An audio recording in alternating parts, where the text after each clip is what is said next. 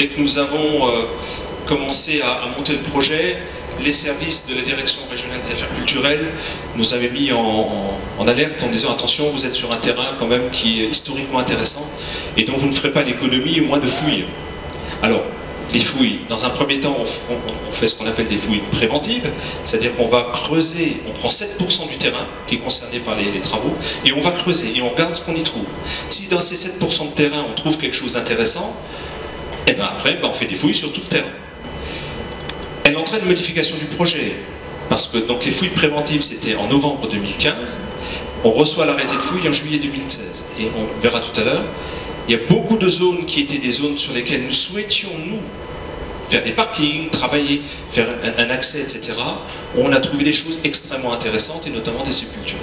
Je vous donne un montant, fouille archéologique, 500 000 € de fouilles, changement du projet, à peu près 700 000 €.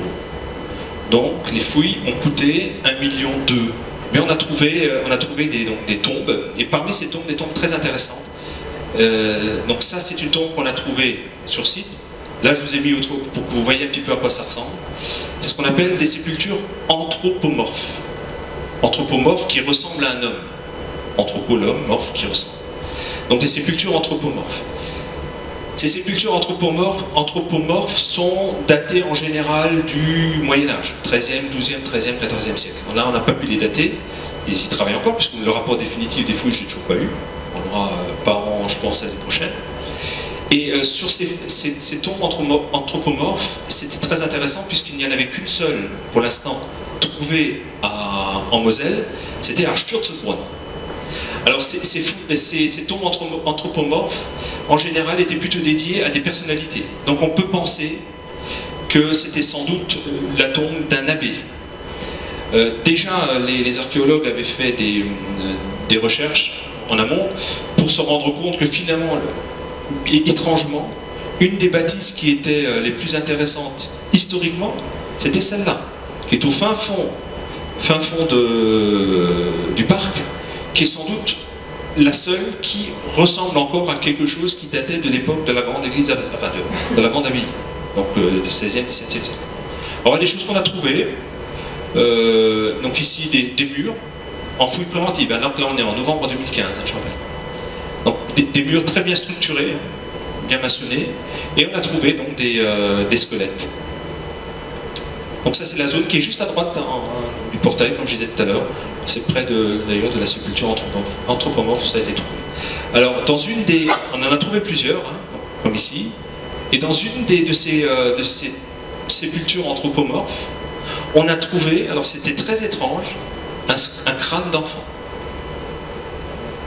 Et là aussi, ça renvoie sans doute à l'histoire de cette abbaye. Vous en parlerez sans doute tout à l'heure. Il y a eu une période où c'était un hospice, où on accueillait des enfants. Alors des enfants abandonnés, des enfants orphelins. Et il faut se remettre dans le contexte du 15e, 16e siècle, 17e siècle. Dans des hospices où il y avait en général des enfants, le taux de mortalité était énorme. C'est-à-dire il y avait une épidémie passée par là, c'était une catastrophe. Pourquoi? Parce qu'ils vivaient quand même dans des conditions qui étaient assez difficiles.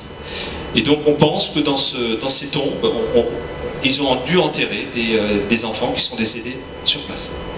On a fait des recherches de vestiges de l'ancienne abbaye, on n'en a pas trouvé, pas dans cette zone-là en tout cas. Par contre on a trouvé des activités humaines, qui sont relativement, malgré tout, récentes d'un point de vue archéologique, puisqu'on est sur le haut Moyen-Âge, 17e, 18e siècle, jusqu'à 15e, 14e siècle, pour certains tombes. Alors qu'est-ce qu'on a retrouvé? 2 caves au sol pavé de grès taillé, 2 carrières d'exploitation de ce dernier. C'est important cette logique de carrière. Un bâtiment avec 2 gros piliers, une fosse circulaire à vocation agricole, je vous la montrerai tout à l'heure, elle est assez impressionnante. Un bâtiment au sol pavé avec une cheminée en briques rouges, des fosses pour les arbres dans les jardins, beaucoup de vaisselle et de verre. On parlait tout à l'heure d'un vase qui avait été cité dans le journal. On a trouvé énormément de vases. Et on a surtout, enfin des vases, des morceaux de céramique. On a même trouvé de la céramique de Sarreguemines, pour vous dire. Donc c'est forcément récent, la céramique de Sarreguemines. C'est 19e siècle, c'est pas avant il n'y avait rien. Donc c'est souvent des choses assez récentes. On a trouvé beaucoup de verre. Il devait y avoir beaucoup de vignes dans le secteur. On a dû faire beaucoup de vin là-bas. qu'on appelle des fosses d'ombre, c'est-à-dire c'est des fantômes, c'est des zones où il y avait sans doute un arbre, et quand l'arbre a pourri, il a crevé, donc il y avait des sédiments qui se sont déposés. Donc là, vous voyez, alors ça faisait à peu près 1 mètre de diamètre, donc il y avait vraiment de grands arbres dans ce parc. Alors une pièce qui a laissé les archéologues très perplexes, c'est ça. On a trouvé ça. Alors c'est ici, donc vous voyez que c'est assez important en diamètre, ça fait près de 2 mètres de diamètre pour 1 mètre de profond.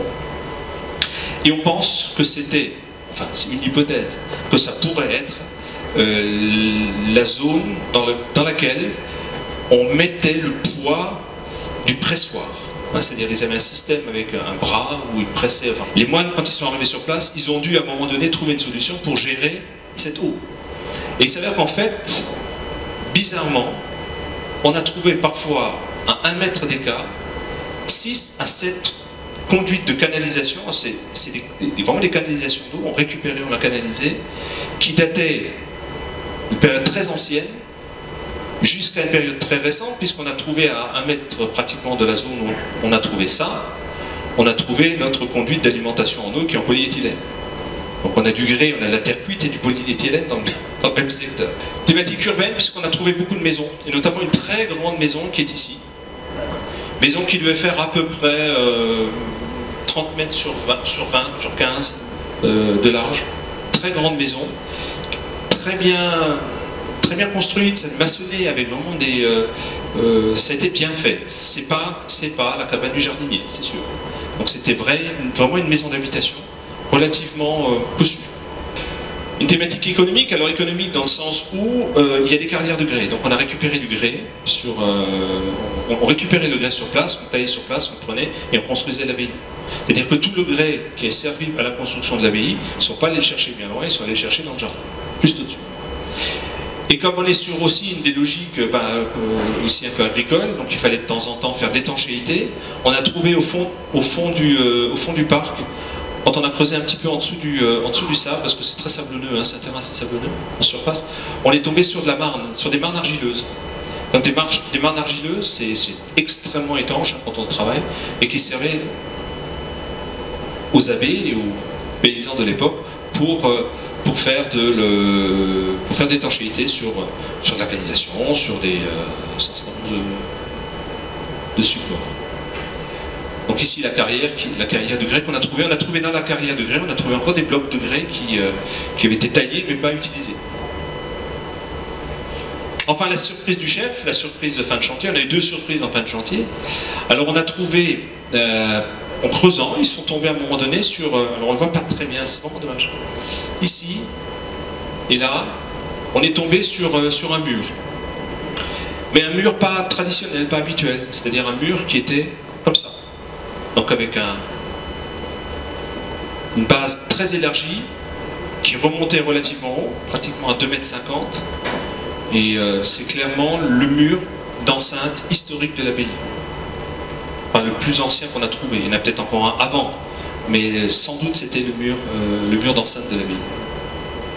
Et juste à côté, parce qu'ils avaient des détecteurs de météo, on a trouvé ça. C'est la pièce la plus importante, la plus intéressante de cette découverte, de ces fouilles archéologiques. C'est une bulle du pape Adrien IV, que tout le monde connaît. Tout le monde a entendu parler du pape Adrien IV. Mon beau-père s'appelait Adrien. Voilà. Je ne savais pas qu'il n'était pas pape, hein, je vous rassure. Alors le pape Adrien IV, donc vous voyez ici, Adrianus, pape 4. Et ici vous avez, sur l'autre verso, enfin sur l'autre côté de la pièce, vous avez sur une face Saint-Pierre et Saint-Paul. Alors Adrien IV est le seul pape anglo-saxon de l'histoire de la papauté qui a été pape de 1154 à 1159. C'est pas hier. Mais si on a une bulle du pape de 1154 à 1159, ça veut dire qu'a priori, il s'est passé des trucs à cette époque-là. Je pense que vous donnerez des précisions historiques tout à l'heure, mais on est quand même sur... autrefois, on avait... les archéologues nous avaient dit que ce qu'on avait de plus ancien, c'était 1163, donc on a quand même quelque chose qui est antérieur à 1163. Tout juste, mais antérieur à 1163.